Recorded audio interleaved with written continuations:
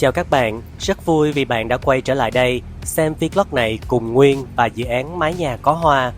Tuần lễ quan trọng của quốc gia đã đến, kỷ niệm ngày giải phóng miền Nam thống nhất đất nước 30 tháng 4 và Quốc tế Lao động ngày 1 tháng 5. Các bạn đã sẵn sàng cho kỳ nghỉ lễ kéo dài liên tục 5 ngày này chưa? Nếu như chưa có kế hoạch đi xa trốn nóng, cũng như chưa có dự định làm gì cho bữa tối cuối tuần, thì cùng nhau mở kênh YouTube của Mái Nhà Có Hoa và xem vlog mới nhất cùng với Nguyên nhé. Với Nguyên, những ngày vừa qua là thời gian rất tự hào khi cả đất nước hướng về ngày thống nhất đất nước. Kỳ nghỉ lễ kéo dài làm cho chúng ta có thêm thời gian để nghỉ ngơi và vui chơi bên gia đình cũng như là bè bạn. Chỉ có một điều không được may mắn lắm, có lẽ là thời tiết nắng nóng kéo dài liên tục làm cho chúng ta chỉ muốn đi đến những nơi có khí hậu mát mẻ hoặc hội họp gia đình tại nhà. Ảnh hưởng của nhiệt độ cao kèm theo trời hạn chế gió làm cho con người còn mệt mỏi, huống gì đến các cây mọng nước. Các cây sen đá gần như đạt đến đỉnh điểm giới hạn của sức chịu đựng. Việc sử dụng lưới lan giảm nắng cũng như quạt gió mở hết công suất cũng không thể hạn chế được việc chia tay một số cây sen đá chịu hạn kém. Với nền nhiệt độ hiện tại, cùng với không khí của dịp lễ này, có một cây sen đá quá phù hợp với chủ đề vlog đang nói đến hôm nay. Cây có tên tiếng Việt là bầu trời đỏ. Khi nghe đến tên cây, chúng ta dễ dàng hình dung được hình dáng và màu sắc nổi bật của cây. Vậy cây sen đá có điều gì đặc biệt khiến chúng ta phải nói đến trong vlog ngày hôm nay? Bên cạnh việc màu đỏ trong tên của cây vì sao là ấn tượng với chúng ta như thế? Cũng như cây có liên tưởng gì đến màu sắc hay hình ảnh của kỳ nghỉ lễ quốc gia này không? Chúng ta hãy cùng nhau đến với vlog thứ 11, Echeverria Pearl of Nunport, hay thường được gọi là Echeverria Red Sky, sen đá bầu trời đỏ.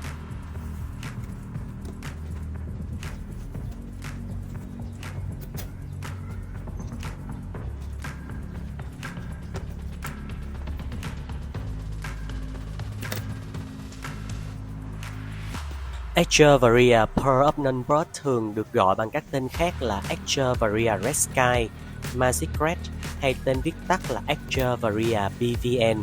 Phân loại khoa học của cây thuộc họ Rassulaceae và thuộc chi Echeverria.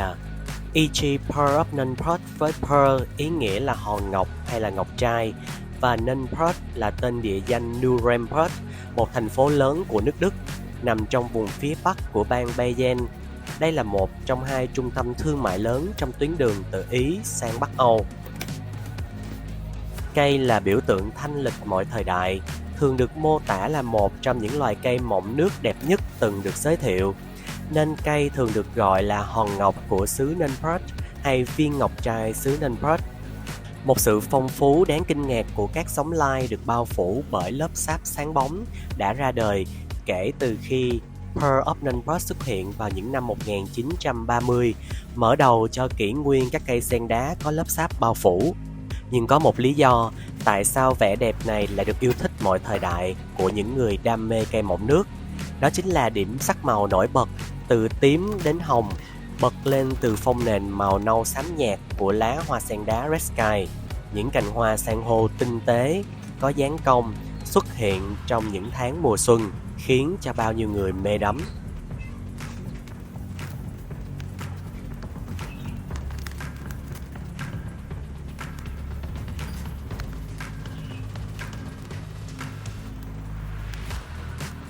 Echeverria Pearl of Nunport là giống lai giữa Echeverria gibiflora metallica và Echeverria postosina, nay được gọi là Echeverria elegans, được tạo ra bởi Richard Krasner ở Nunport, nước Đức vào những năm 1930.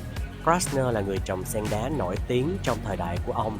Từ lâu ông đã được những người sưu tầm cây mọng nước ngưỡng mộ do sự lai tạo và kiến thức chuyên sâu của ông về các loài cây mọng nước. Cây thường được tìm thấy tại Mexico và phía bắc của Hoa Kỳ. Echeverria Pearl of Nunport là một loài cây mọng nước tuyệt đẹp, tạo thành những bông hoa sen đá với những chiếc lá dày, thay đổi màu sắc từ xanh lam sang các sắc thái tuyệt đẹp của hồng, đỏ và tím.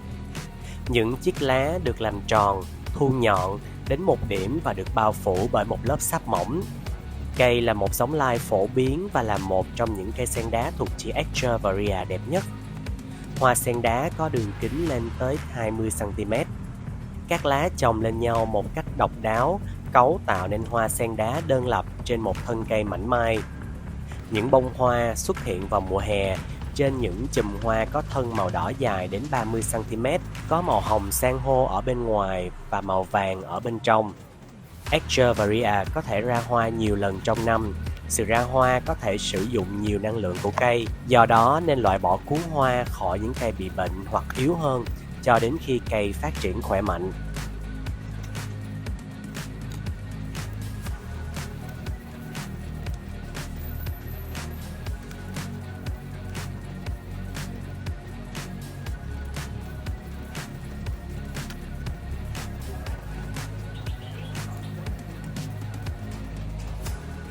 Quay trở lại chủ đề đầu vlog nói đến, vì sao cây sen đá bầu trời đỏ lại phù hợp với vlog ngày hôm nay. Đầu tiên, màu đỏ trong tên của hoa sen đá làm chúng ta liên tưởng đến thời tiết nóng bức hiện tại. Như vlog thứ 10 Nguyên có nhắc đến, chúng ta đang trải qua giai đoạn thời tiết khắc nghiệt nhất trong năm. Nắng nóng khiến cho kế hoạch của kỳ nghỉ lễ gần như bị gói gọn ở trong nhà hoặc những nơi có thời tiết mát mẻ. Thời tiết cũng khiến cho việc chăm sóc các cây mọng nước cũng phức tạp hơn, từ việc che chắn cho cây đến việc tạo không khí đối lưu thoát nhiệt cho cây sen đá. Nhưng Nguyên tin rằng, với những người đam mê sen đá, những điều trên sẽ không thể làm chùn bước chúng ta trong việc gieo trồng và thuần dưỡng cây mọng nước tại miền Nam Việt Nam. Thứ hai, ngày 30 tháng 4 năm 2024 cũng là ngày kỷ niệm 49 năm ngày giải phóng miền Nam thống nhất đất nước. Là ngày vui của cả dân tộc chứ không riêng gì của con dân miền Nam Việt Nam. Đất nước thống nhất toàn vẹn trên lãnh thổ khiến cho những thế hệ con cháu như chúng ta phải nhớ ơn những anh hùng liệt sĩ đã ngã xuống cho quê hương và đất nước. Họ dùng sức trẻ, thanh xuân, thậm chí là xương máu để giúp cho chúng ta có một Việt Nam sau 49 năm hòa bình, phát triển và trở thành một con rồng châu Á mới. Chúng ta đời đời nhớ ơn các anh hùng. Màu đỏ trong tên cây nhắc chúng ta phải nhớ đến sự hy sinh của ông cha ta. Con cháu phải biết noi gương, học tập, phát triển bản thân và xây dựng đất nước để cảm ơn sự đánh đổi lớn lao trong việc giải phóng dân tộc.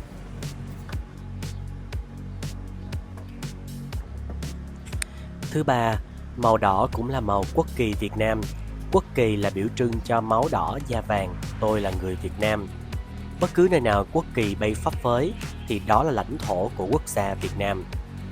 Nguyên rất tự hào khi những chiếc máy bay Nguyên đang làm việc đều được in quốc kỳ một cách trang trọng để dù đi xa đến đâu, quê hương vẫn đang ở bên cạnh Nguyên và tất cả con dân Việt Nam. Những con người sống tại nhiều vùng đất khác nhau trên mọi miền Tổ quốc, thậm chí mọi nơi trên thế giới đều có một quê hương là Việt Nam. Sau những điều Nguyên vừa nghĩ, bạn có thấy cây sen đá bầu trời đỏ phù hợp với chủ đề vlog hôm nay và lễ kỷ niệm mang tính quốc gia của dân tộc hay chưa? Hy vọng bạn cũng như Nguyên luôn tự hào chúng ta là người Việt dù có đi đến bất cứ đâu chăng nữa. Yêu thương, hỗ trợ, chăm sóc giúp đỡ lẫn nhau khi khó khăn là đức tính sẻ chia của người dân Việt.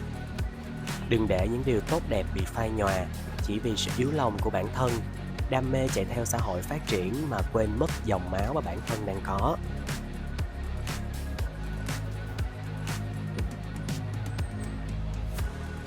Về ánh sáng, đây là loại cây mọng nước phù hợp điều kiện ánh sáng toàn phần từ 8 đến 10 giờ một ngày. Cây phù hợp ánh sáng vào buổi sáng và nên tránh ánh sáng gay gắt vào buổi trưa. Lớp sáp mịn trên bề mặt lá như một loại kem chống nắng cho cây, giúp cây hấp thụ đủ lượng ánh sáng cho việc quang hợp. Bên cạnh đó, hạn chế việc cháy lá khi cây nhận được một lượng nhiệt lượng quá lớn. Trong điều kiện nắng gắt như hiện tại, các bạn nên sử dụng lưới giảm nắng cho cây để cây tránh bị cháy lá cũng như mất nước do lượng nhiệt lớn.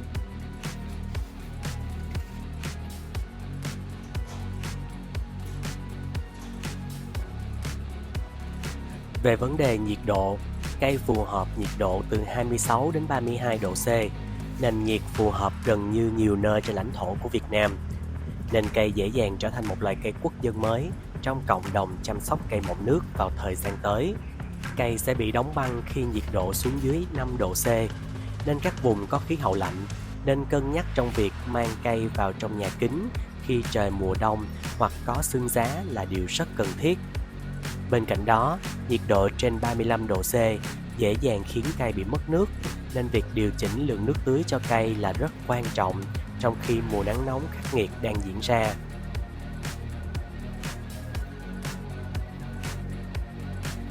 Về vấn đề xá thể, cây cần một loại xá thể tơi xốp và thoát nhiệt tốt để phát triển bộ rễ.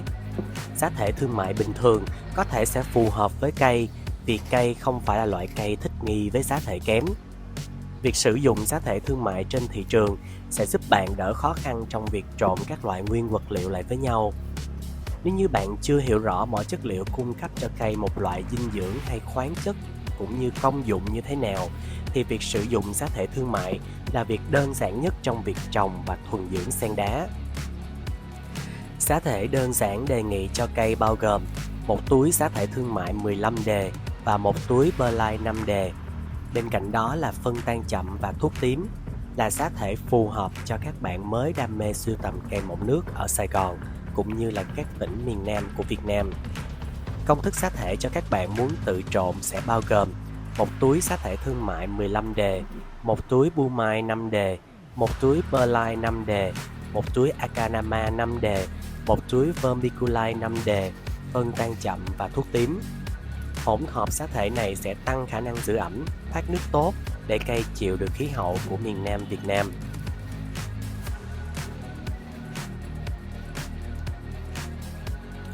Về vấn đề thay chậu, các bạn có thể thay chậu vào mùa xuân hoặc nơi có khí hậu mát mẻ.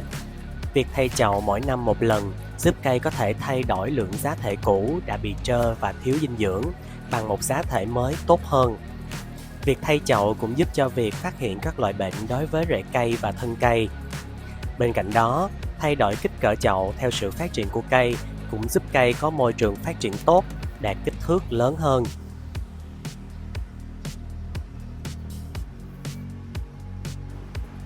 Về vấn đề sâu bệnh và nấm hại, rệp sáp vẫn là vấn đề với các loại cây mọng nước. Việc rệp sáp phát triển mạnh vào mùa nóng là điều đương nhiên sẽ xảy ra, nên việc sử dụng các hóa chất trị rệp cũng như bổ sung thuốc tím vào trong đất là điều hết sức cần thiết. Mùa nóng cũng là mùa các loài sâu bướm phát triển nhanh. Phát hiện sớm sẽ hạn chế việc sâu bướm ăn lá cây, làm lá cây nhiễm trùng và khó bị phát hiện. Về vấn đề nhân giống, cây dễ dàng nhân giống bằng hạt và lá. Nhẹ nhàng tách một chiếc lá từ thân cây và cẩn thận để không làm hỏng lá. Nó phải có hình chữ U nếu được tách đúng cách. Để chiếc lá trong vài ngày để vết cắt khô lại. Sau đó hãy đặt chiếc lá trên môi trường nhân giống bạn đã chọn, với đầu hình chữ U hướng xuống dưới. Đặt lá trên một thanh tre với góc 45 độ so với môi trường nhân giống. Việc nhân giống được thực hiện tốt nhất trong điều kiện ánh sáng gián tiếp, không phải dưới ánh sáng mặt trời trực tiếp. Ngoài ra có thể sử dụng đèn quang hợp để kích thích cho việc nảy mầm. Rễ sẽ nảy mầm trong 2 đến 4 tuần, tiếp theo đó là sẽ phát triển những chiếc lá nhỏ mới. Tại thời điểm này, tùy thuộc vào độ ẩm và lượng mưa trong khu vực nhà bạn, bạn có thể phun sương hoặc tưới nhẹ cho lá khi cây phát triển.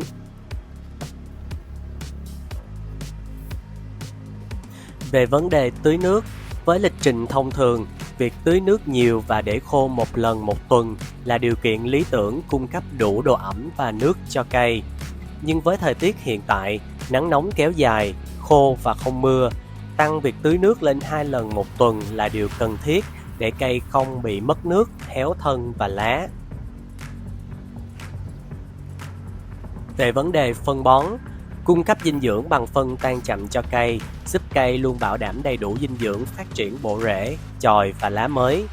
Bổ sung B1 trong việc phun xịt lên lá, giúp cây luôn căng bóng và sáng mịn.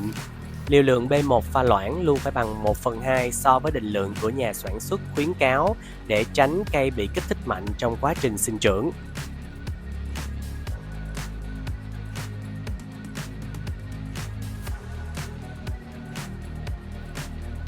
Về độc tính, không có ghi nhận về độc tính của cây, nhưng việc để tránh xa tầm tay trẻ em và vật nuôi là điều cần thiết để cây phát triển an toàn. Hạn chế việc sử dụng lá cây làm thực phẩm cũng là khuyến cáo để tránh các bệnh liên quan đến vấn đề đường ruột.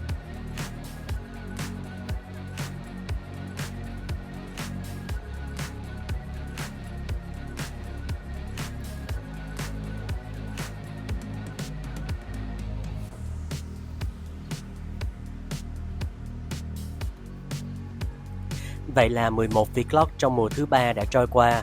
Lịch phát sóng vlog mới nhất sẽ được cập nhật vào lúc 20 giờ thứ Bảy hàng tuần, bắt đầu từ 11 tháng 5. Vì lịch trình đi bay của Nguyên bắt đầu vào dịp cao điểm hè, cũng như một số điều chỉnh về vấn đề phụ đề và bản quyền trên kênh YouTube, mà việc phát hành vlog vào tuần này có phần chậm trễ. Nguyên thành thật xin lỗi các bạn đã yêu thương và theo dõi kênh YouTube của Nguyên, và rất mong các bạn vẫn sẽ luôn yêu thương và đồng hành cùng Nguyên và dự án Mái Nhà Có Hoa. Sau 10 năm làm việc trong ngành hàng không, thời gian nghỉ lễ vừa qua có lẽ là thời gian sum họp gia đình lâu lắm mà Nguyên từng có. Cảm ơn dự án vì đã cho Nguyên thời gian được ở bên cạnh gia đình của mình, được làm một đứa con thơ của mẹ, được bạn bè bên cạnh và anh chị yêu thương. Thời gian không lấy đi của ai thứ gì, chỉ là trả lại sớm hay muộn. Nếu như bạn nghe đến những điều này, hy vọng bạn sẽ đừng như Nguyên, lao theo công việc, thỏa mãn đam mê và sự hiếu kỳ mà quên mất ở nhà vẫn có người đang chờ bạn. Để rồi khi nhận ra mọi việc đã quá muộn, lúc đó hối hận cũng không còn kịp bạn à. Hy vọng dịp lễ sẽ là thời gian bạn được quây quần bên gia đình, trở lại mái nhà xưa hoặc gặp lại cố nhân cũ. Một bữa cơm đầm ấm, một tách trà ngon cũng khiến cho chúng ta cảm thấy được an yên. Kỳ nghỉ lễ như một khoảng thời gian xa rời bộn bề của công việc để đầu óc được thanh thản, tích trữ đủ năng lượng để rồi sau đó bước xa hơn.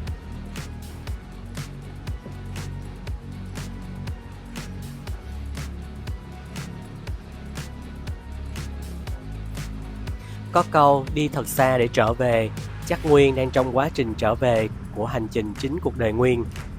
Luôn hy vọng các bạn sẽ luôn mạnh khỏe, bình an và gặp nhiều may mắn. Cảm ơn các bạn đã xem vlog đến lúc này cùng Nguyên và dự án Mái Nhà Có Hoa. Chúc bạn và gia đình có một kỳ nghỉ lễ vui vẻ và đầm ấm. Xin chào và hẹn gặp lại các bạn trong vlog lần tới.